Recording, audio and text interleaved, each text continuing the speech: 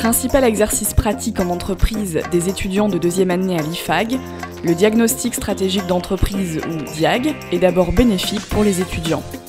À l'issue du diagnostic d'entreprise, les étudiants acquièrent principalement des connaissances sur toutes les matières que sont la finance, les ressources humaines, le marketing, la stratégie d'entreprise, l'organisationnel et bien sûr des compétences managériales avec une prise de recul par rapport à l'entreprise, son positionnement sur le marché et puis bien sûr les grandes stratégies de l'entreprise pour son avenir.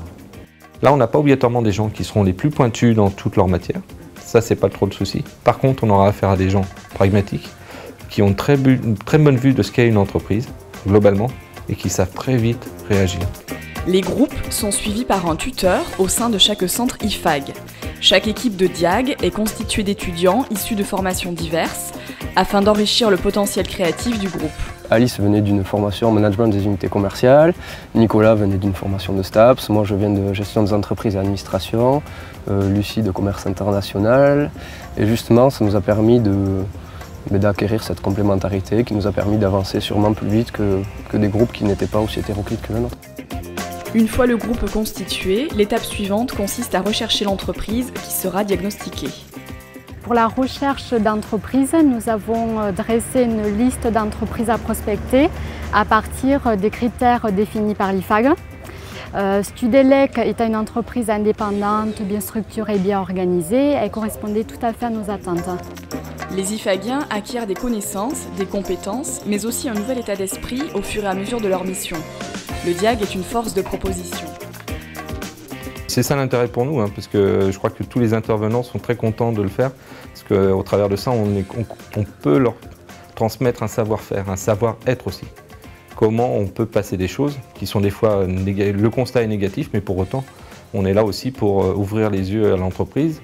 Et donc, si on fait ouvrir les yeux à l'entreprise, ils sont capables aussi de cerner des solutions. Et c'est plutôt là l'aspect positif de ce genre de mission. La proposition qu'ils ont faite est très pertinente puisqu'ils m'ont proposé de racheter un de mes clients et un des fournisseurs que l'on a aussi aujourd'hui avec un travail. Donc, je n'avais pas en tête cette société, mais ça cadre vraiment avec le type de société qu'on recherche éventuellement.